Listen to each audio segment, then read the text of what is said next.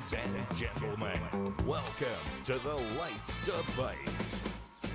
Well, it's great to have your company on the Late Debate. I'm James MacPherson, joined tonight by Caleb Bond and Danica Giorgio's shoes. Oh, thank you for noticing my shoes tonight, How could gentlemen. I not notice your shoes Well, tonight? you never normally notice anything that I wear, Oh. so now I finally get a compliment. Well, I'm wearing these especially tonight. Look, they've got little bows on them. There we go. Because we're News24, so I felt like I need to be a bit specky because it's our first big night. Oh, thank you. There you go. Well, I think we might be zooming in. Don't zoom in too close. I don't want them to end up on the... Or are they Ferragamo or Nike? I'm so impressed that you... Adidas? Oh, come on, Caleb. I'm so impressed that you know your shoe brands. I know my shoe brand. But anyway, we're calling News24. We're News24, so I look a bit Dorothy, actually. Oh, Wow. Look, don't go too close. I don't want them to end up on the internet. Can we make that a regular feature of the show? No, can we not? Cam? Because I don't need them in my DM. That's all I can say. But thanks. On that note, let's get into the program. Here's what's coming up tonight. Victoria is in a hole and Premier Jacinta Allen has told the Labor Party she wants to keep digging. So what happens next? The South Australian Premier is riding high in the polls. Does he have something to teach his federal colleagues about the way to approach One Nation? And a chilling warning from Germany.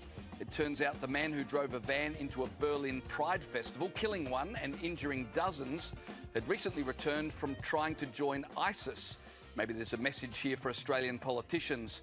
But first, Australia's netball team has easily won its first two matches at the Commonwealth Games, so their performance is not the subject of debate, but their uniform, well, that is. It's the skirts, you see. They're short. In fact, they're very short. So short, some have wondered if perhaps there was a shortage of material when the uniforms were being manufactured.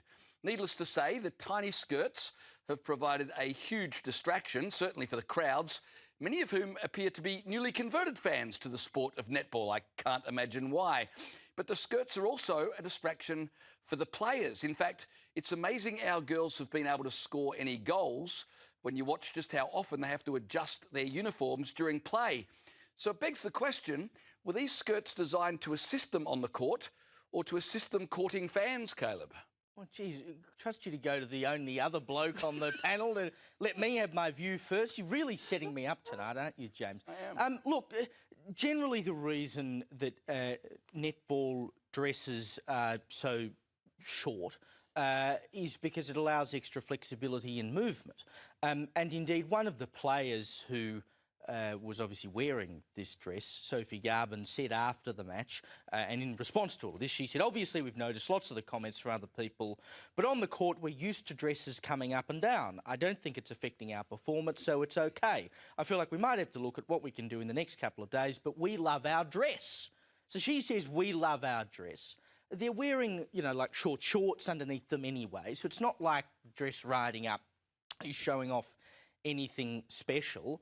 What's the issue? Why are other people so concerned with what the players are wearing if you've got players themselves saying, we love our dress? But she also said that they'll have to do something about it in the next few days. Well, it's become a focal point, hasn't it? Now, if you look at the dress, it may be a little bit tight, but I mean that is something they can fix easily. What's the issue? I completely agree. The only people that seem to be having issues with the women's dresses are other women's, because if you look at the comments online, it's all women going, oh, this isn't long enough. Typical women going after other women and trying to tear women down. And I actually think that you would be more self-conscious when you've got other women commenting on your body and your physique like that. I think it's absolutely atrocious, particularly given our netballers are doing so well right now in the Commonwealth Games. That should be the focal point, not what they are wearing. We don't sit there and criticise the women's volleyball team when they wear their little crop tops and their bottoms to play beach volleyball. They started wearing clothes in the beach volleyball. No, they haven't. They're not wearing...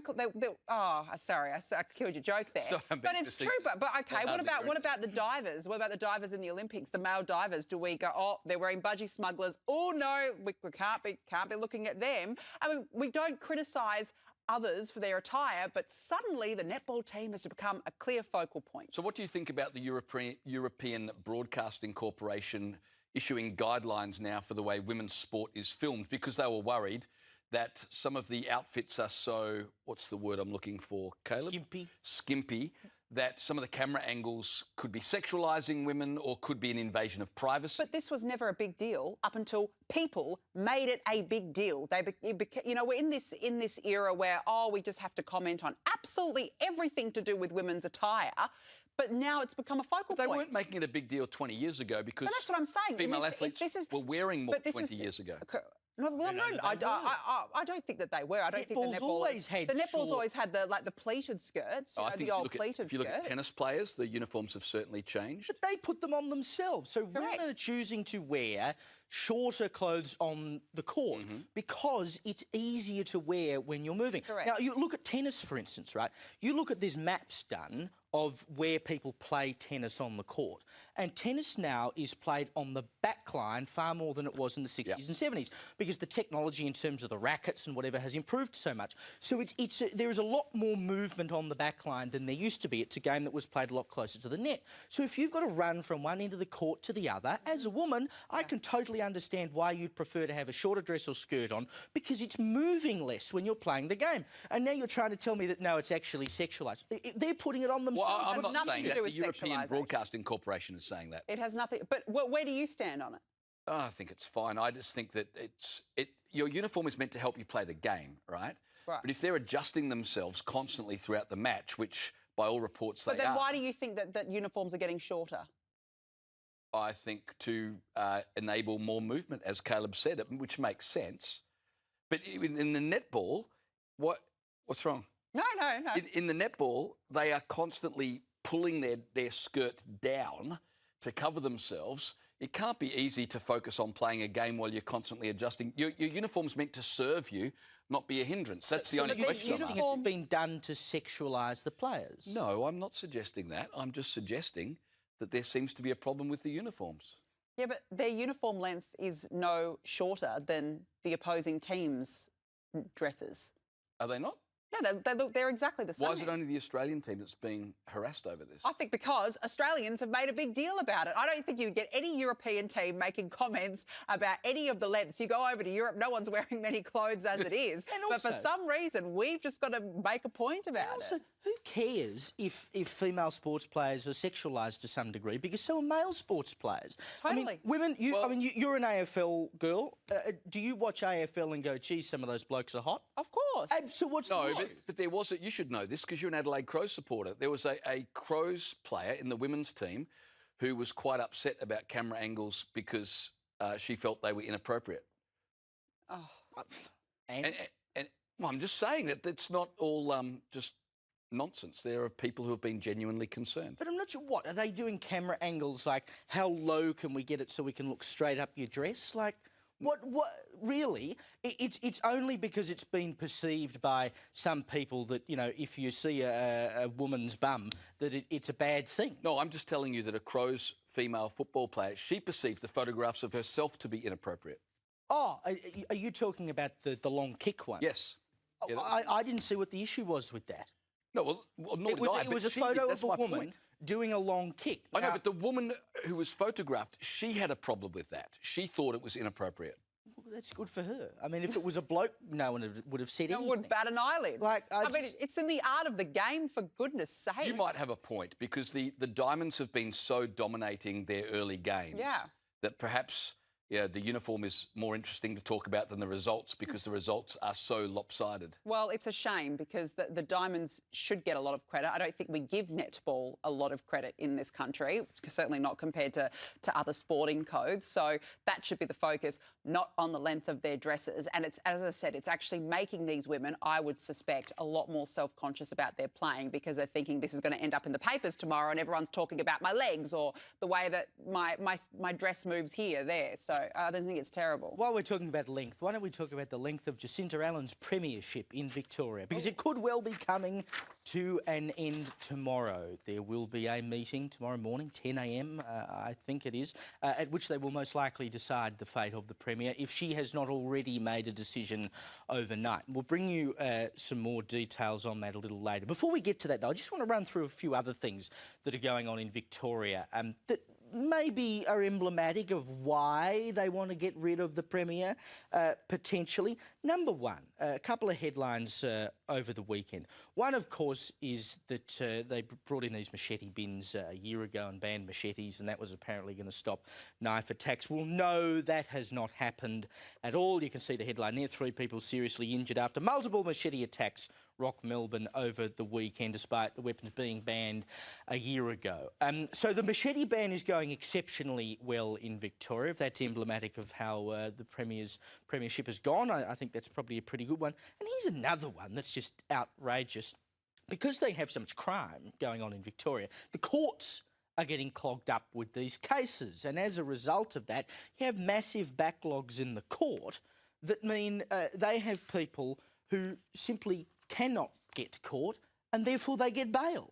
There's just no other option. They can't get them to court, they can't put them in the prisons, and so they are off on bail all the time. 28% of matters currently in the county court in Victoria have been stalled for more than a year. These are all the things that, of course, have built up to this. And Magistrate Patrick Southey addressed this in court. He said magistrates are regularly put in this perverse position that the more serious charges are, the more likely they are to be granted bail because the delay is intolerable, i.e. they can't keep them in prison forever and a day waiting for a trial.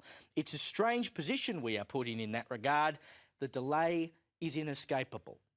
This is the Victoria that has been constructed by Daniel Andrews and then Jacinta Allen. So is it any wonder that now they are thinking of getting rid of her before they lead up to an election in November? And of course, the man who is most likely to replace her, her deputy premier, Ben Carroll, well, you know, he's got to get around the fact he said this. Are you going to ask her to step aside? No. Can you look her in the eye and say that? I can look you in the eye and say that, Premier. Oh, that's awful. How awkward. Oh. How awkward. And he also said in that same presser that, you know, he was so proud to be able to tell his young daughter that he had supported Jacinta Allen as Premier. And now he's going to have to explain to his young daughter one day, most probably, why he rolled Victoria's only second ever female Premier. I mean, the state, as I've just laid out, is just a mess. And Labor can well see that, even though, of course, they've been a large part of it making it happen. And so they're in the last chance saloon now, and they're going, heck, what can we do? You know, the funny thing about Ben Carroll making those promises and looking her in the eye and saying, I support you to the bitter end, is earlier today he changed his Facebook profile page because the main photograph on his Facebook page was he and Jacinta Allen reading stories to school children. Needless to say, Jacinta Allen has been punted from his Facebook page, and I reckon she'll be punted from the premiership tomorrow, even though she says she will nominate for the leadership. To do that is a 4 to 6 week leadership battle, which leaves them dangerously close to the November election by the time that's decided. And Jacinta Allen, even if she won that, I mean, the destabilisation now, it's impossible to continue. Surely tomorrow she resigns. Well, I feel like she's vowing to go down with the ship right now, which just makes it uncomfortable because you're right. If she does not stand aside, if she doesn't do what's right for the party, then this will drag on for the next couple of months. We are only a couple of months away from November. I just don't know how she can possibly believe that her premiership is going anywhere. You'll see it, we'll show you later in the papers on the front page, there is a news poll that was released this afternoon. Labor's primary vote in the state has dropped to about 28%, and Jess Wilson, the Liberal Party leader, is still the preferred premier over there. But I do think it was the mismanagement over the big bill that has really done it for Jacinta Allen. I think that was a tipping point. The state is in a heck of a lot of debt. Businesses are going broke. You've got ordinary, everyday Victorians who pay their taxes are having to pay more taxes just to pay down this debt. And as you mentioned, Caleb, crime is out of control. You've got the justice system just going, oh, look, we're banked up. Here we go. You've had more machete attacks over the weekend. The machete bins have done absolutely nothing. So it's either make a change now or face total annihilation in November. The question is, even with Ben Carroll in, how big of a difference will that be? I think it would make a difference. And Ben Carroll behind the scenes has apparently been pushing for a royal commission into the big build stuff. Yes. Right. And so if he became Premier and the first thing he did was say, I'm going to have a royal commission, I think that'd do him a great service.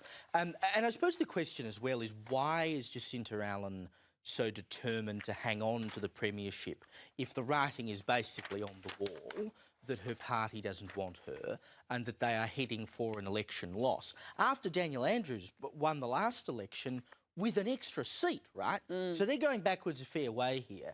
And I think there's an element of, you know, after a while you start to believe your own BS. No doubt. Yes. But the thing for Jacinta Allen is she was not elected by the people of Victoria. Correct. She was installed. So, you know, if you're like a Sir Keir Starmer saying you can't get rid of me as Prime Minister because I was elected at a general election, fair enough. But Jacinta Allen doesn't have that to fall back on. And I think she genuinely sees herself as an extension of Daniel Andrews, because she was basically anointed by Daniel Andrews, and Daniel Andrews was elected. And she sees this, as would Mr Andrews, as we have to complete the legacy of the Andrews government. Correct. And that's why she won't give it up. And that's why she's so, part of the reason why she's so unpopular is because so I many know. people rightly Correct. associate her with Dan Andrews. I think she is calling their bluff. She's saying, I'm not going anywhere. If you call a leadership spill, I will nominate for the leadership, knowing that they know that means a protracted leadership battle. She's betting they won't do that, so she will remain unopposed. But I think if they say, OK, bring it on, then surely she would have to say, all right, I'll just go for it. You're probably right that she will play the game, and you're right because obviously Daniel Andrews was really her mentor. But how dumb would you be to play that game? Because you would be it's your own ego that you are holding on to, as opposed to going, you know what, I've got to do what's best for the party. We are facing total annihilation come November. It's time to stand aside for the good of the party. If she's going to carry her ego, then that's ridiculous. It's not altogether dumb, though. Might be dumb for the party, but from her perspective, if that prevents Ben Carroll from becoming Premier, then, you know, there's no opportunity to show that anyone else in the Labor Party could have done it better than her. Yeah. And so she's intact in that regard. Yep, she's intact. Well, let's turn now to One Nation leader Pauline Hanson. She has lost an appeal against a court ruling which found that she racially discriminated Greens Senator Mehreen Faruqi by telling her to piss off to Pakistan. So Senator Hanson had appealed the judgment which was handed down back in November 2024, which found that she breached 18C of the Racial Discrimination Act and was ordered that she deleted the offending tweet. Now, this was the offending tweet in question. Pauline Hanson, Mehreen Faruqi was talking about the Queen's death, and Pauline Hanson said, "Your attitude appalls and disgusts me. When you immigrated to Australia, you took every advantage of this country. You took citizenship, bought multiple homes and a job in Parliament. It's clear you're not happy, so pack your bags and piss off to Pakistan." Well, of course, Mehreen Faruqi then took Pauline Hanson to court, and subsequently Mehreen Faruqi won, and now we're waiting to see whether Pauline Hanson does take this further. But this is what Pauline Hanson said today after the verdict was handed down.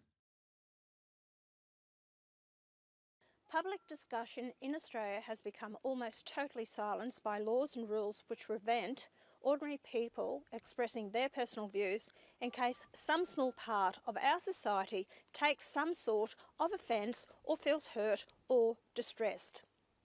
This has never been, nor ever should be, the Australian way. We all need to have the courage and the freedom to say what we think on issues that are important to us all. Some of those views may not be what certain people would like to hear, but that doesn't mean that they are not valid views, and it certainly doesn't mean that people should be prevented from having a voice on topics which are critical to our country's future. And I couldn't agree more. Where is the line? What draws the line into racial discrimination or into hate speech? And I think it's a dangerous path to go down. Here was Mehreen Faruqi. Today is a win for every single person who has been told to sit down, to shut up, and to just be grateful for being in this country. And here we have 434 paragraphs of dismissing Pauline Hanson's appeal, of confirming that indeed Pauline Hanson behaved in racism, Islamophobia and hate. Yeah, Mehreen Faruqi also said today that hate speech was being normalised. Well, let's just go through a bit of Marine Faruqi's history in the past couple of years since October 7.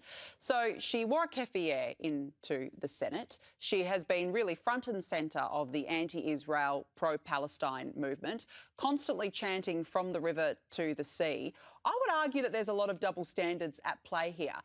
The other point I would make when it comes to double standards is Fatima Payman. Another example of this. She said in a video that she put out late last year, she said that if Pauline Hanson doesn't like how things are in Australia, then she can pack her bags and go to the US. So a migrant is allowed to tell an Australian woman that she should pack up her bags and go overseas. But when Pauline Hanson says it to a migrant, then suddenly you have breached the Racial Discrimination Act. It is a dangerous line that has been crossed, in my view, and what happens now? What, you say something online in the Twitter sphere or on Instagram and suddenly you're hauled in front of a court? It is just obscene. And remember many years ago, not that many years ago, 10 odd years ago, or 10 to 13 years ago, the coalition was concerned about 18C, right? Yep. And this was a big discussion on the national stage, whether or not Section 18C of the Racial Discrimination Act, which makes it unlawful to discriminate or use words that are offensive. To offend. On the basis of race, nationality, etc., right? And George Brandis, who was then the Attorney General, famously said, people have the right to be a bigot, that it's not the law's position to tell you whether or not you can offend or insult someone. And now we're back in this position where we're having to deal with the court's ruling on this stuff. This is not stuff that the court should ever deal with. If you're offended because someone told you to go to Pakistan, call them up on the phone and read in the Riot Act. Like, this is not the garbage that our courts should be dealing with. Yeah. Because can you tell me in any way how that would have materially affected Marine Faruqi's life or anyone else's life? It's not like she said, I'm going to come round and pack you up and put you in a box and send you to Pakistan. That'd be a problem. No doubt about that, because that's threatening some sort of violent act, right? Telling someone to leave should not, as far as I'm concerned, be a matter of the law. Other people can look at it and say, I don't like that. That's fine. But it shouldn't be up to the law to prevent people from being insulted or offended. And the context, I think, is important, and we won't go into it because most people are familiar, but Pauline Hanson didn't make this comment out of nowhere. It was in response to highly offensive comments about the Queen, about the UK and about Australia and its legitimacy that had come from Marine Faruqi. There's the tweets there.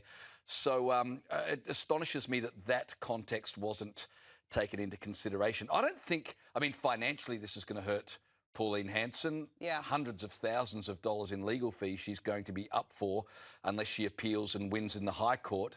But in terms of her political polling, surely this only helps, because everybody loves a martyr, and especially a martyr for free speech, and a martyr for free speech who's been crucified by somebody who is as angry and as continually abusive in terms of Australia and this country as Marine Faruqi. So I don't think it's going to hurt Pauline Hanson politically. And the other thing is there's a thing called the boy who cried wolf, right? How many times do these people have to cry racism when there genuinely isn't any examples of it? When I think that as Australians, we're a pretty tolerant bunch. I think so. And I actually think overall we're pretty good to call out racism.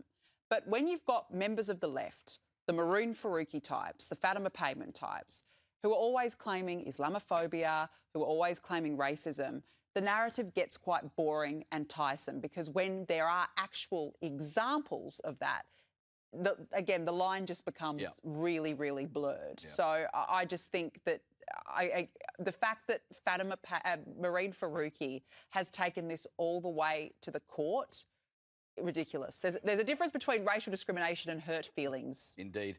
Don't forget, Pauline Hanson will be in the studio tomorrow night with Paul Murray, answering your questions in a special Ask Me Anything. Pauline Hanson, please explain. So make sure you don't miss that tomorrow night at 9 p.m. That will be absolute must-watch viewing. While we're talking about politics, let's go to one of the probably most popular politicians in the country right now. That's the South Australian Premier. He won re-election in March, and since March, his approval ratings have increased, and their primary vote for Labor in South Australia has gone up by 3.5%. That's since March, now polling at 41%. Compare that with One Nation on 23 and the Liberals on 18, which if you're good at math, Caleb, join those together, 23 and 18, you also get 41%. So it remains to be seen if the Conservatives come to their senses. We could argue about whether or not the Premier is doing a good job in South Australia, but I'll tell you one thing he is doing better than anybody else, and that's the way he's talking about One Nation. I think both Anthony Albanese and Angus Taylor could take a leaf out of his book. Have a listen. The one observation I'll make is this, and I do get frustrated from people on the progressive side of politics, not so much in the government, but just generally, you know, they'll look at One Nation voters and go, oh, they're all racist, which is just, it's just not true. It's just not true. I think most One Nation supporters have, you know, the one common sort of degree of concern is around migration and is around the state of the economy, and there's a sense of frustration, and often they link the two. Now, there might not be an argument or a view grounded in fact or truth, but it's a sentiment that needs to be given due recognition to. And you can be concerned about the number of migrants in the country without being racist. There's a couple of simple things he does that, as I said, I think other politicians could learn from. One of them is that he distinguishes people who intend to vote for One Nation from One Nation itself. I think that's really important, and Anthony Albanese and to a lesser extent Angus Taylor have failed to do that. The other thing he does is he addresses concerns, or at least feigns addressing concerns, rather than simply denying people's concerns. So we've seen people on the left say, well, One Nation voters, they're all just racist, whereas Peter Malinauskas admits there is an immigration issue to be talked about. Now, where you sit on that could be debated, but I'm not going to deny that people are upset about the levels of immigration. And the other thing he does is I think he tries to win voters over rather than shame them away, which has been too often the strategy, even by coalition MPs. I mean, Garth Hamilton, who I really like, but I couldn't believe it when Garth Hamilton compared Pauline Hanson's call for a monoculture to the equivalent of asking for Sharia law to be implemented in the country, which is insinuating that everybody who agrees with Pauline Hanson somehow wants some sort of authoritarian society, just shaming people rather than trying to win them over by listening, by understanding they have genuine concerns, and those concerns deserve to be addressed. Whether or not you agree, they're worth listening to and having a discussion. Indeed, and I talked to Mr Malinauskas about this before the state election in March in South Australia, and he was saying much the same stuff. And I talked to him at length about it because I thought it was really interesting. He was, at that point, sort of the only person on the Labor side who'd ventured into that territory. And I think he still is one of the only ones who's ventured into that territory to say, you know, actually, maybe we should consider that they have a point here and we need to consider it. And I think his resolve in that would have only been strengthened by the state election in South Australia, because if you go and look at the seat-by-seat results, you had a lot of what were very safe Labor seats, in particularly the northern suburbs of Adelaide, that had their margins cut way down by a strong One Nation vote. Now, all those seats are still held by Labor, but on the two-party preferred, I mean, they had seats coming in from like 17 to 20% for Labor that have come into like 4 or 5% as the margin. So these are big cuts and huge swings they sort of want towards One Nation in South Australia. And Peter Malinauskas, as a sensible Labor right leader, can see that this needs to be addressed in a sensible manner instead of simply insulting people. If the Premier of South Australia, a Labor man, can work that out, I don't know why it's so hard for a lot of people in the coalition to work out that attacking One Nation is not going to work as a tactic. That's clearly what Mr Malinauskas has assessed, and that's why he's dealing with it in this manner. I cannot get my head around the fact that others can't see it. And I'll just make the comment, by the way, about Malinauskas. On the weekend, of course, it was the Labor National Conference in Adelaide. And I received more than one text message from people who were in the room at the conference over the weekend who said Malinowskis this weekend made his play for Prime Minister. They thought the way he spoke, the way he presented himself was very prime ministerial. So, you know, he's denied before that he would ever do it. But when he's saying things like this, it just does make that little cog go over. That was actually going to be the point I was going to make. I feel like this is very smart politics by Peter Malinowskis. I believe that he's got leadership ambitions to be Prime Minister, and he knows he cannot alienate voters with what he says. From a state level, One Nation is outpolling the Liberal Party there, so it's quite possible that One Nation could be the opposition party really in that state.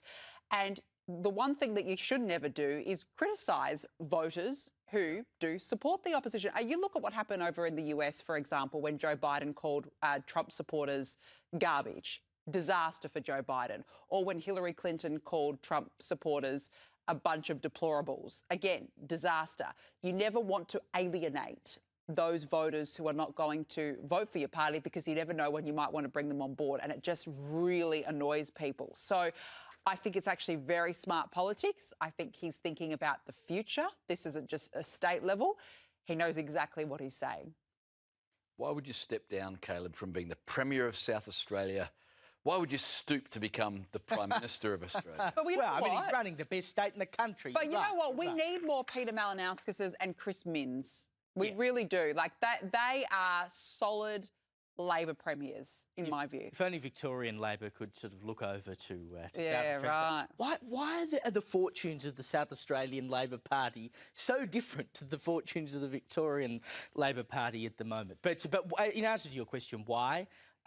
Because if you could prove that you could run the country and do it successfully, why wouldn't you? Yeah. You know, he could be Premier of South Australia for the next 16 years. I've got to say, though, to look prime ministerial in that room in Adelaide at the weekend, it was a pretty low bar, to be honest. What, compared to the current Prime Minister? Is that what you're saying? Compared to everyone sitting in the front row and the second row as well. Well, maybe, but those are the people in the room that you would be competing with and that you have to appeal to. So, you know, it's the right place to be going about. Oh, of course. I just don't think he'll have to jump very high to do it. That's well, we shall see. If Mally makes the switch, something tells me he would be very good at it. Let's go overseas. Now, you might have seen this story over the weekend, an attack on a Pride festival in Berlin. Now, it turns out that this chap who drove his car into this festival, he killed one person, he injured multiple others.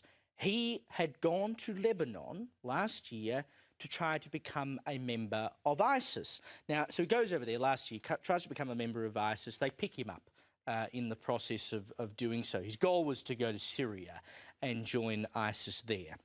So having been picked up, he gets locked up over there in Lebanon for trying to join a terrorist organisation. He then gets out of jail and he goes back to Germany. Now, this is the important point here, because, of course, we're talking in this country at the moment, because we've taken back ISIS brides. We're now talking about people who are in prisons, who are believed to be non-combatants. They're in prisons in Iraq at the moment, non-combatants involved with ISIS who may seek to come back to this country.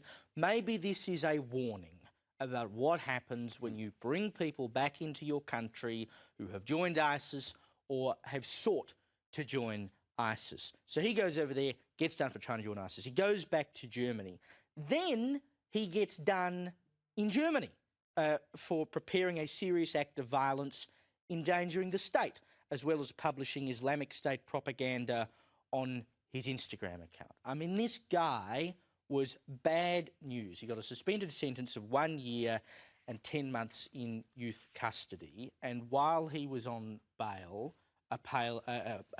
awaiting his appeal, I should say, he goes and does this.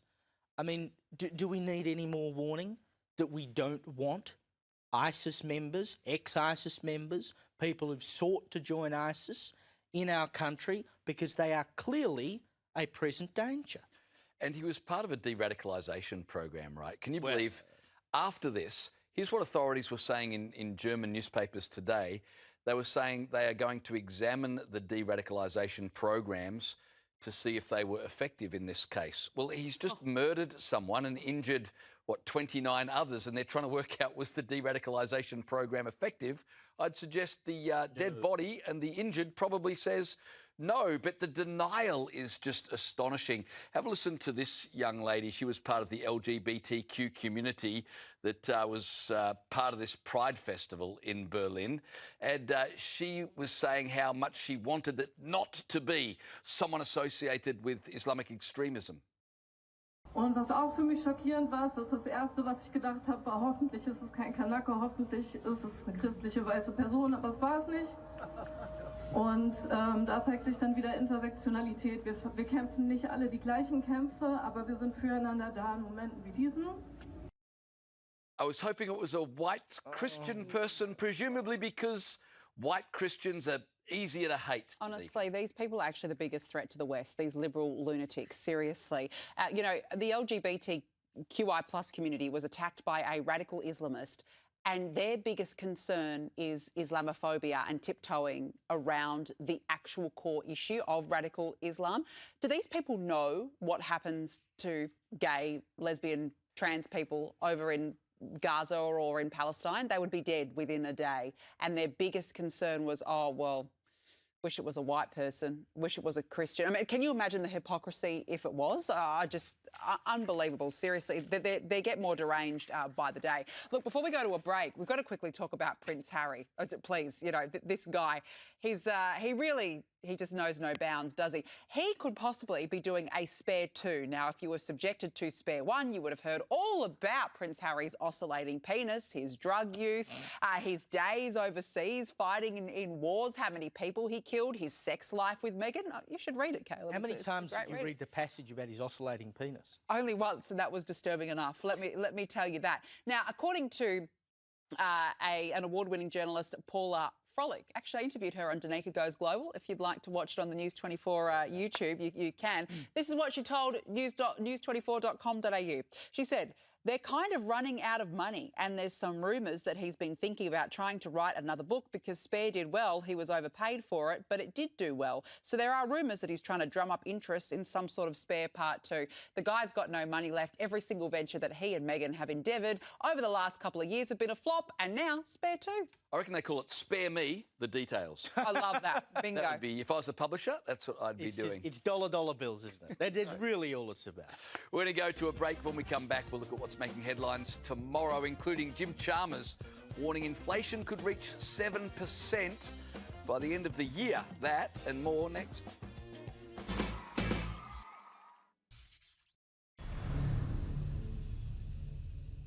Welcome back to the program. Let's take a look at what's making headlines tomorrow. Caleb, you've got the Australian. Indeed, I do. Good headline on the front of the Oz tomorrow. Faceless Ben coup. It's pretty good, isn't it? It says the Victorian Premier Jacinta Allen has dared Labor MPs to blast her out and risk a bruising 6 weeks leadership contest after refusing to step aside in the face of a challenge from Deputy Premier Ben Carroll as a wide cross-section of her party is telling her to avoid ruining her legacy. As Labor MPs braced for a damaging showdown at a 10 a.m. caucus spill vote on Tuesday, senior party figures urged Ms Allen to accept the result and make way for Mr Carroll if she lost. They warned a protracted leadership battle 4 months before the state election would deepen the government's crisis in the midst of the chaos. One Labor MP declared, "We will blast her out if we need to," which is quite a threat, isn't it? And next to the story on the paper, it's got these news poll figures that came out from the Oz this afternoon, and you've got to say it's pretty bad. I mean, you can see the primary vote there. You know, Labor has dipped significantly down from where they were at the election in 2022. Interestingly, you know, the coalition's doing quite well in Victoria, unlike the rest of the country where they are behind One Nation. And I think that probably shows the resolve people in Victoria have to get rid of the Labor government. They're just like, no, we're going to go with a known entity and do something about this. The two-party preferred is 48 to Labor, 52 to the coalition, so that gives you some idea of where things are going. And Allen's performance, 71% of people say they're dissatisfied with Jacinta Allen. 25% say they are satisfied. And Jess Wilson leads Jacinta Allen as preferred Premier, 51 to 32. I mean, Disaster. the writing is on the wall, isn't it? If she has not resigned by the time she walks into that room tomorrow morning, she clearly just has a death wish for the Labor Party. That's what I'm saying. She's not if she does hang on, she is doing it deliberately to spite the party, and that would be a disaster. The number that amazes me is that you read it out. 25% of Victorians are satisfied Yeah. with her performance. What is that all about? They're all members of the CFMEU. Yeah, exactly. You know, bring on the big field. Another story on the front of the Oz tomorrow. Labor enthralled to Islamists and far left. Pro-Israel Labor figures say the party has fallen under the influence of quote-unquote Islamists and far-left forces after the ALP conference endorsed a watered-down platform that dropped explicit calls for Hamas to be disarmed and the Palestinian Authority to be reformed. Labor Friends of Israel co-convener Mark Kelly and former federal MP Michael Danby levelled the accusations at prominent Jewish Labor MP Josh Burns defended the platform, saying the party had to stop, quote, constantly fighting over the wording of its overarching policy document. Foreign Minister Penny Wong also stood by the platform's international chapter, for which he was responsible, as Deputy Prime Minister Richard Marles said he was very comfortable with the document. And I suspect it's also a little bit personal for Michael Danby because Josh Burns, who is the member for McNamara, that is the old Melbourne Ports electorate for which Michael Danby was the local member. I mean, you know, all this carry on, and they were the motion that they tried to get up, or Ed Husic tried to get up as well, which I know they blocked because they just didn't want to have the debate. They're not exactly showering themselves in glory in this regard, are they? No, not at all. And Ed Husic wanted them to declare Israel an apartheid. Yes, and you know, I mean, they're facing genocide, and From an elected official, that's just disgusting. And I mean, the thing that Way to amazed me is, alienate even with all of Australians. this, there were still protesters outside the Labor conference accusing Labor of not being pro-Palestine enough. Yeah, and interesting that Richard Marles wanted an intervention because he was worried about the wording. So the right and left faction are really concerned. But it just goes to show Labor is putting factions ahead of the people of this country. Yeah. Let's take a look at the Herald Sun, obviously the big story there. Civil war, government in crisis as Jacinta Allen and Ben Carroll face off. But also their terror accused bailed. An accused wannabe teen terrorist who was caught ordering an ISIS flag and researching how to make explosives will walk free on bail after the Supreme Court denied the Commonwealth's appeal to keep the 18-year-old in custody. The ruling came after a search of the boy's phone and laptop allegedly found him to be researching extremist material, including documents about how to derail trains. Terrific, isn't it?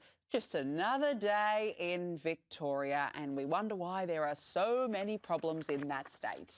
Indeed. All right, let's go to the front page of tomorrow's Courier Mail. Jim loses the war, reads the headline. The article says inflation has not yet peaked and could get as high as 7% by the end of the year in a worst-case scenario that could materialise as the global oil market is pushed to the brink. In a briefing by his own department, Jim Chalmers has been told the re-intensified Iran war poses a greater threat than the first phase, sparking warnings there could be months of pain and skyrocketing prices ahead. In fact, I think the article goes on to suggest that petrol prices could double by the end of the year because of the ongoing conflict. You wonder if this is the government over-egging things so that when inflation goes up to 5.5% rather than 7%, then Jim Chalmers can say, well, it's, you know, we've been able to keep it better than the forecast. So I wonder if they're over-egging this to prepare the public for what's ahead. Well, you know, it may well be skyrocketing, as you put it, to be honest, because if the inflation gets that high, I mean, that's insane. 7% is insane. Unbelievable. And what you've got to consider is, yes, to some degree, the war is part of it, but we are faring much worse than comparable nations at the moment. Absolutely. And so you can't, as they will, you can't just go blaming it all on the war overseas and saying, oh, well, that's the problem. We have homegrown inflation as well. Like, we wouldn't be talking about 7%. Yeah, that's the usual Jim's playbook. We've heard it all before and countless times again. All right, let's have a look at the front of the Daily Telegraph tomorrow. He's my boy is the headline. Fugitive developer Jean Nassif referred to former Premier Dominic Perrottet as his boy while boasting he had a hand on the state government in expletive-riddled phone taps played on an explosive first day of hearings at the ICAC. Mr Perrottet is not accused of any wrongdoing. There'll be plenty more to come on that. And you know, we talk about the Labor Party being concerned about their position before a state election down in Victoria. The Libs in New South Wales, I think, will be very concerned about this ICAC inquiry, which is looking into alleged corruption involving people in the Liberal Party. But another story on the front of the telly tomorrow. World craves Aussie coal. As the rest of the world burns more coal than ever, Australia is on the brink of turning its back on one of the biggest export industries. Demand is surging as countries across Asia continue building and operating coal-fired power stations, while coal-powered generation in Australia continues to decline. About 85% of New South Wales coal is shipped overseas as its consumption defies forecasts that the fuel would plateau. All I'd say is, doesn't matter where you burn it, we all live in the same world. Yeah, we certainly do, and we've got no plans to keep the lights on in this country. Just quickly to the Advertiser, a shocking, really tragic story there. Baby died in mum's cliff plunge. Her mother yesterday plunged to her death with toddler and baby in horror scenes at Port Macdonald in the southeast. The child was aged as young as 13 months. The 36-year-old woman's body was found at the scene. Absolutely shocking, and Lifeline is always there, 13, 11, 14. Yeah. All right, after the break, Adolf Hitler's birthplace has been renovated, and the best part, I don't think he'd be happy about it. That's next.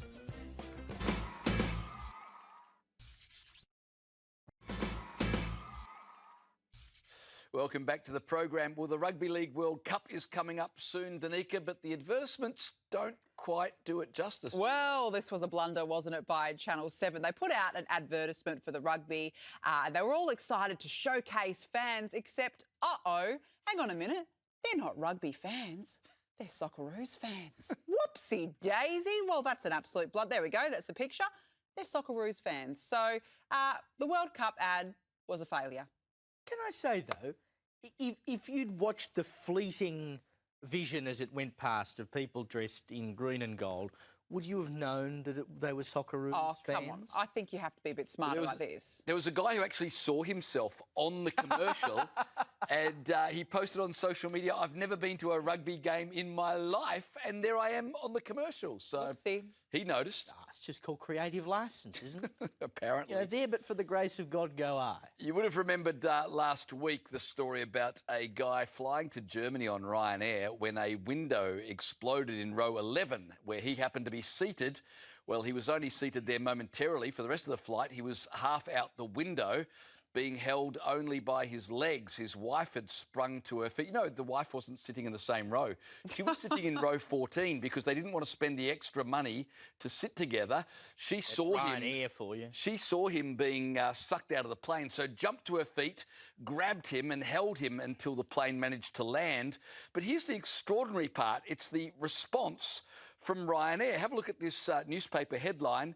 It says, "I was sucked out of a Ryanair plane window at 15,000 feet. The crew did nothing while my wife saved my life. Then all I heard from the airline was an email asking if I wanted to rebook." Oh, he told the newspaper, and I quote, "All we've had is emails to my son, who booked our flights, asking if we want to rebook and asking how I was. But nobody from the company has contacted me directly, not even a phone call to show any concern." I tell you what, they make Alan Joyce look positively brilliant at customer service. But you know what? That's what you get for a low-budget airline. They are a disgrace. I remember during COVID, I had to get a refund from them, and the only way to contact them was through a DM on Twitter. Is that right? Go figure. Wow. Yeah. And the thing about Ryanair is that they're completely unapologetic about the fact that they are bargain basement. Like, they're like, this is what we offer. You just take it. I mean, Michael O'Leary, the guy who runs it, loves his jumps racing, by the way, so I like him for that. But he's basically said, you know, if I could have people standing on a plane, I'd do it. What, so their attitude's like, what, so you got sucked out the window and? Pretty much. You got what you paid for. I mean, it's like you get a flight on Ryanair for like 30 quid or something. Yeah, that's it. Don't expect the windows to work. Meanwhile, while we are in Europe, a little update on Hitler's birthplace. They've decided to turn it into a cop shop. Of all the things. So this is the house that Hitler was born in. And apparently they were worried that it had become some sort of neo-Nazi pilgrimage or something. So they thought, what can we do that will scare the neo-Nazis off? They said, we'll turn it into a cop shop. I think it's actually a smart idea, to be honest. Well, I mean, they've got to do something, I suppose. They've apparently renovated it substantially over the years. He only lived there for 15 days or something. Sorry, for a few weeks. Yeah. So it was a fleeting encounter with Hitler. But there you but go all these now. nut jobs, you know, they would do something stupid. So great idea. Well, if the neo-Nazis... Hey, sorry. Well, it's either that or bulldoze the whole thing. Well, I know. So if the neo-Nazis rock up, they can just go in and knock on the door and say, I'm here, arrest me now. All right, that's it from us. Stick around. Coming up is the Rita Penny Show, hosted by Danica and Giorgio. Woo.